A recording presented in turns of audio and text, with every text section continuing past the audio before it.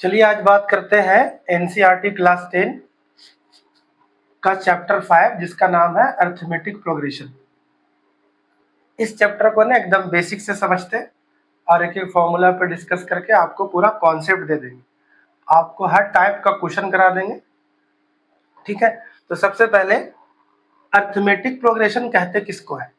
तो ऐसा सीक्वेंस जो एक जैसा बढ़ता हो या एक जैसा घटता हो। जैसे मान लीजिए कि ऐसा सीक्वेंस मेरे पास है कि एक 6 है पहला, उसके बाद 9 हो गया, उसके बाद आप मान लीजिए कि 14 हो गया, उसके बाद 17 हो गया, उसके बाद 22 हो गया, इसके बाद 20 हो गया, इस तरह से।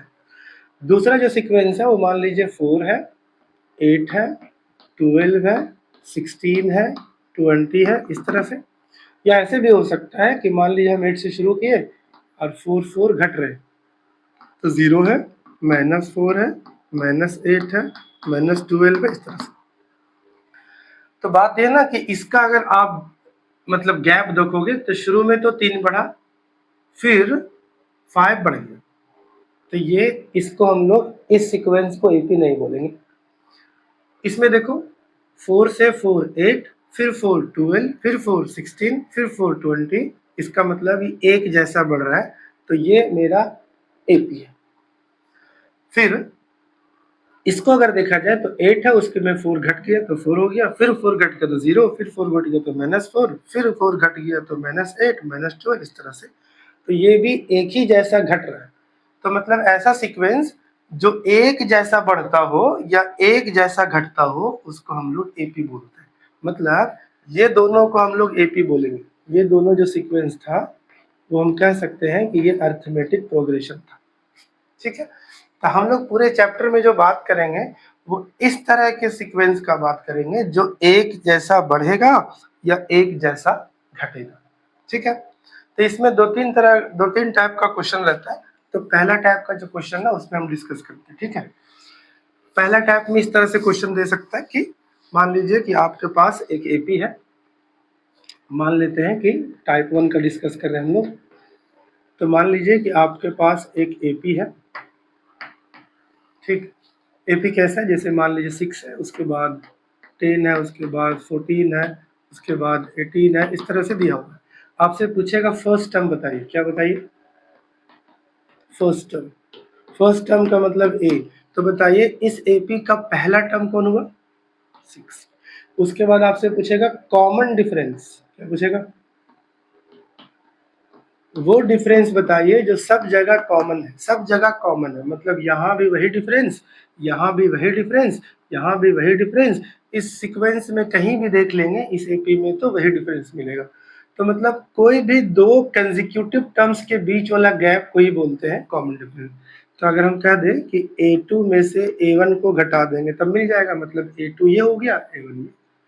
तो आराम से हम लोग 10 में से मतलब 6 को घटा देंगे तो बोलेंगे 4। तो ये पहला टाइप का। दूसरा टाइप का इस तरह का क्वेश्चन रहता है कि मान लीजिए कि हम आपको ना या क्वेश्चन आपको दे दे a इज इक्वल टू 6 है और b d is equal to, यानी जो कॉमन डिफरेंस है वो -2 है, तो बताइए AP क्या होगा, ठीक। तो AP हम लोग डायरेक्ट भी लिख सकते हैं लेकिन थोड़ा सा तरतीब से लिखेंगे तो हो जाएगा a में d जुड़ के ही तो आता है नेक्स्ट टर्म। फिर तीसरा टाइप का जो क्वेश्चन है वो इस तरह से रहेगा कि आपको ना एक सीक्वेंस दे देगा, ठीक है। जैसे मान लीजिए कि 2 4 और 7 उसके बाद 5 इस तरह से दे दिया। पूछेगा कि पहले तो चेक करिए आप कि एपी में है या नहीं। अगर एपी में है तो इसके आगे नेक्स्ट 3 टर्म्स और बताइए, और अगर एपी में नहीं है तो वो भी बता दीजिए, ठीक है। तो सबसे पहले हम लोग ना एपी हम लोग चेक करते हैं इसका। तो आप ना पहला कॉमन डिफरेंस निकालो, कैसे? A2 माइनस A1 करके। तो अगर आप A2 माइनस A1 करोगे तो 4 -2, कुल मिला के आपका D1 आया 2। उसके बाद आपको निकालना है D2 यानी दूसरा डिफरेंस देखना है। तो इसके लिए आप कह सकते हो कि 3 में से दूसरा मतलब थर्ड में से सेकेंड टर्म को घटा देंगे। इसमें से ऐसा करोगे तो 7 हो जाएगा A3 और A2 4 हो जाएगा। घटने के बाद आपका 3 आ गया। तो बताइए क्या डिफरेंस कॉमन आया, मतलब इक्वल आया? तो कह देंगे D1 जो है वो D2 के बराबर नहीं है, इसका मतलब नोट इन AP। ठीक है, ये बात है। अच्छा, अब ये क्वेश्चन इस तरह से भी हो सकता था कि वो AP में रहता, वो AP में रहता। जैसे कि मान लो इस तरह का हम AP ले रहे हैं कि 8 है, उसके बाद 4 है, 0 है, -4 है, -8 है, इस तरह से ले सकते हैं AP। तो बोलते कि पहले चेक करिए कि ये AP में है कि नहीं। तो हम लोग सबसे पहले D1 निकालेंगे, बताए थे A2 में से A1 घटा दीजिए। ठीक है, A2 मतलब आपका 4, A1 मतलब 8, कुल मिला के आपका -4 आया। उसके बाद हम लोग D2 निकाल रहे हैं, तो D2 निकालेंगे कैसे? तो D2 निकालने के लिए तीसरा टर्म में से दूसरा टर्म घटाएंगे। इसका मतलब कि 0 में से 4 घटाएंगे तब भी तो -4 आया। तो बोलेंगे सिंस D1 जो आया वो D2 के बराबर आया, इसका मतलब इट इज इन AP, ये AP में है।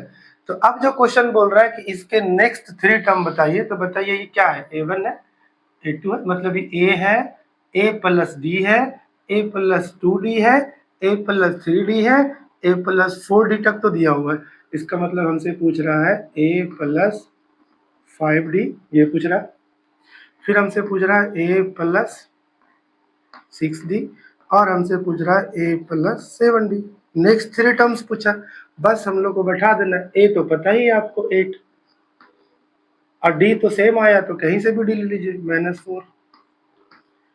फिर 8 हो गया आपका A और 6 इंटू -4, फिर आपका हो गया 8 और उसके बाद 6 इंटू -7 इंटू ना 7 इंटू -4, तो यहाँ आपका हो जाएगा 8 -20। ठीक है, यहाँ हो जाएगा 8 -24। ठीक है, यहाँ हो जाएगा 8 -28।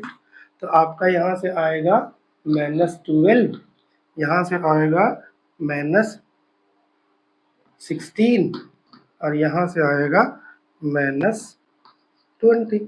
तो इस तरह से हो गया। तो ये तीसरा टाइप का क्वेश्चन था 5.1।